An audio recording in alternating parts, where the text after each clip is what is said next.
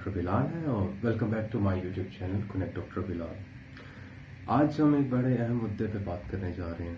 जिस तरह के आपको सुनने में आ रहा है कि ऑनगोइंग एक टसल चल रही है पीएमडीसी और पीएमसी के दरमियान, तो हम उसी मुद्दे पे आज बात करने वाले हैं। दोबारा से एक अजीब सी सनसनी सी खबरें आ रही हैं कि भाई आने वाले जो पीएमडीसी के अंदर जो एनआरई एग्जाम एफएमजीज के लिए फॉरेन मेडिकल ग्रेजुएट्स के लिए जो रखा गया है उसकी जो है वो अटेम्प्ट्स 2 होंगी, जबकि जो पीएमसी है वो एनएलई की सूरत में 4 अटेम्प्ट्स दे रही थी 1 साल के अंदर। अब सुनने में ये भी आ रहा है कि भाई जो एनआरई एग्जाम है उसके जो पासिंग रेशो होगी वो 50% होगी। रूमर्स है ना, मतलब हमें अभी तक कंफर्म नहीं है, जबकि एनएलई जो था वो 70% पर मुश्तमिल था। अब कुछ चीज़ें हैं जो जाहिर सी बात है हमारे सामने से गुजर के तो जा रही हैं, लेकिन वो जो रास्ता है वो इस्तवार नहीं हमें होता हुआ नजर आ रहा। उसमें मेन मसला ये था कि जो एनएलई है उसका क्राइटेरिया 70% है और हमारे अल्हम्दुलिल्लाह काफ़ी ज़्यादा एफएमजीज जो हैं वो इस चीज़ पर, इस आइडिया पर मबनी है कि भाई जो एनएलई का क्राइटेरिया उसको 50% किया जाए। ठीक है, अब हमारी तरफ से और भी कितनी मज़ीद तंजीमें हैं जिनकी तरफ से ये एक प्रपोजल जो है वो पीएमसी को दिया गया था कि आप स्पेशली एनएलई 2 का जो रिजल्ट है वो 50% कर दें, जिसमें कुछ एनएलई 1 वाले भी थे जिनका ये मानना था कि भाई 50% रिजल्ट जो है वो एक माकूल रिजल्ट है। ठीक है, दुनिया में कोई भी ऐसा इम्तिहान नहीं है भाई जिसका जो है क्राइटेरिया वो 70% या उससे ज़्यादा है।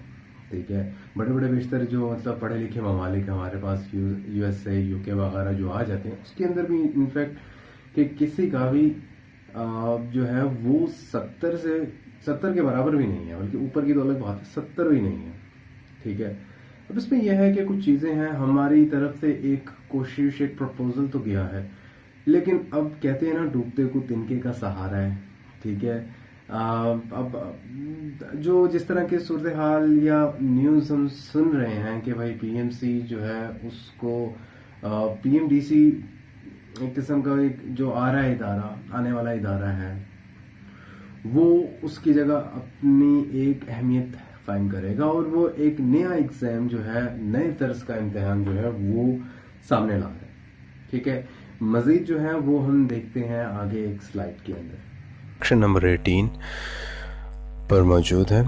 उसमें हमारे पास जो है वो जो एक लाइसेंसिंग एग्ज़ाम है उसका नाम इन्होंने चेंज करके एनआरई रख दिया गया है। ठीक है, तो उसके अंदर जो हमारे पास साफ साफ लिखा आ रहा है कि भाई एनएलई की जगह हम एनआरई लेंगे, और जबकि ये जो एनआरई एग्ज़ाम है ये साल में 2 मरतबा होगा, जबकि हमारे पास जो एनएलई था वो 4 मरतबा हुआ करता था इम्तिहान। अब इसमें हमारे पास जो है ये इस चीज़ में ज़ाहिर सी बात है हमारा थोड़ा सा नुकसान भी है ऑब्वियसली, क्योंकि हमारे जो इतने ज़्यादा ग्रेजुएट्स या अंडर ग्रेजुएट्स जो आने वाले हैं वो जो जहाँ साल में 4 मरतबा इम्तिहान होता था वो अब 2 बार इम्तिहान दे सकेंगे, मतलब आपकी अपॉर्चुनिटीज़ मज़ीद कम हो गई हैं अकॉर्डिंग टू द एक्ट जो कि लाया जा रहा है।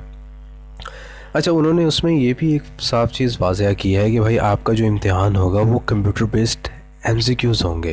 ठीक है, जबकि सेकंड स्टेप जो है वो आपका वाइवा ओएसपी पे मबनी होगा और इसका जो फ़ैसला है वो करेगी एकेडमिक काउंसिल। ये तो सेम वही पैटर्न है जो कि पीएमसी के अंदर हमने देखा था। अब इसके अंदर भी जो है वो सेम वही पैटर्न हम देख रहे हैं जो कि पीएमसी के अंदर हम देख रहे थे। उनकी भी जो थी 14 मेंबर्स की एकेडमिक काउंसिल वही सारे फैसले करती थी। अब जो इसके अंदर हम देख रहे हैं चीज़ वो कोई ख़ास डिफरेंस नहीं हमें नज़र आ रहा, माँ सिवाय इस चीज़ के कि भाई ये साल में 2 मरतबा ये इम्तिहान लिया जाएगा।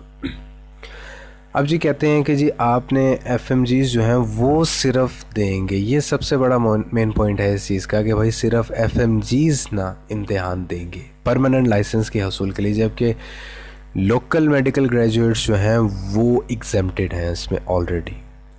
ठीक है, ये पाकिस्तान मेडिकल कमीशन ने सबसे बड़ा चेंज जो है वो लाए अमल में लेकर आए हैं। अच्छा, इस पे उन्होंने एक और चीज़ बताई कि भाई कोई लिमिट नहीं होगी इम्तिहान पास करने की, ठीक है, जब मर्ज़ी आप दें। लेकिन इम्पोर्टेंट चीज़ क्या है कि भाई वो अपना स्केड्यूल फिक्स करेंगे। पीएमसी की तरह वी डोंट थिंक सो कि वो आपको इस चीज़ की इजाज़त देंगे कि आप भाई चाहे हाउस जॉब से पहले इम्तिहान दें, हाउस जॉब के बाद दें या हाउस जॉब के दरमियान दें। अब इस तरह की कोई क्लैरिफिकेशन नहीं उनकी तरफ से आई। अब हम क्या सोचते हैं, ज़ाहिर है ये चीज़ें तो हमारे सामने हैं, लेकिन हमारी डिमांड्स क्या है। अब हमारी डिमांड्स तो भाई सिंपल है, ठीक है, कि भाई जो ग्रेजुएट है उसको पीएमडीसी जो है वो रिकॉग्नाइज्ड यूनिवर्सिटी से जो ग्रेजुएट होकर आया उसको फ़ौरन लाइसेंस दे ताकि वो अपनी हाउस जॉब स्टार्ट कर दे। मतलब वो आकर पाकिस्तान में अपना वक्त ना ज़ाया करे, हाउस जॉब स्टार्ट कर दे वो पाकिस्तान में, ठीक है।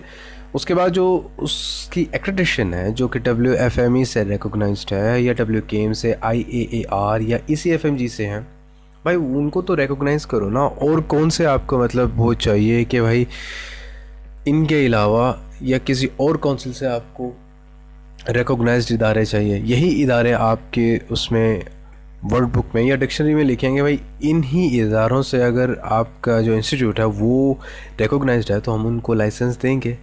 और हमारी भी सिंपल यही डिमांड है कि भाई इन इदारों से अगर किसी की यूनिवर्सिटी जो है वो रिकॉग्नाइज्ड है तो आप उनको काइंडली प्रोफेशनल लाइसेंस प्रोवाइड करें ताकि वो अपनी हाउस जॉब कंटिन्यू करें। भाई हमारी ये भी डिमांड है जो कि वाज़ेह नहीं की गई कि भाई किसी भी वक्त वो एलिजिबल हो इम्तिहान देने के लिए। अब हमारी सिंपल सी डिमांड ये है कि भाई आप आ रहे हैं 2022 में, ठीक है, आपने किसी किस्म की एग्जाम्शन का माह सिवाय लोकल के जिक्र नहीं किया, ठीक है, मानते हैं, लेकिन आप कम से कम ये अपॉर्चुनिटी तो देना कि भाई वो FMG जो वहाँ से ग्रेजुएट होके आ रहा है वो किसी वक्त भी इम्तिहान दे सकता है, आया कि वो हाउस जॉब से पहले हो, दरमियान में हो या बाद में हो।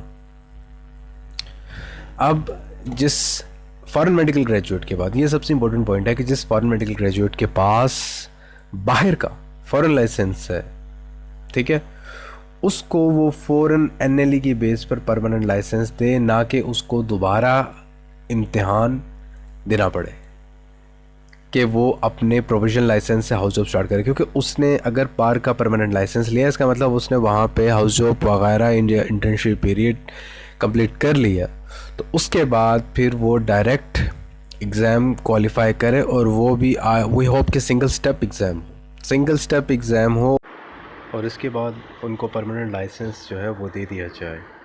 तो जैसा कि आपने एक स्लाइड के अंदर देखा, तमाम तर जो चीज़ें थी वो वाज़ेह हो गई होंगी कि किस तरह के र्यूमर्स और आपको चीज़ें जो है वो सुनने के लिए मिल रही हैं। तो लिहाजा अब बात यही है कि अब आने वाला वक्त ही बताएगा कि आगे क्या सूरत हाल पैदा होती है। इसी अपनेपन के साथ दीजिए मुझे इजाज़त, दुआ में याद रखिएगा, लाइक और सब्सक्राइब करना मत भूलिएगा। खुदा हाफिज़। Never gonna make it, you're not good enough. There's a million other people with the same stuff. You really think you're different? Man, you must be kidding. Think you're gonna hit it, but you just don't get it. It's impossible, it's not probable, you're irresponsible.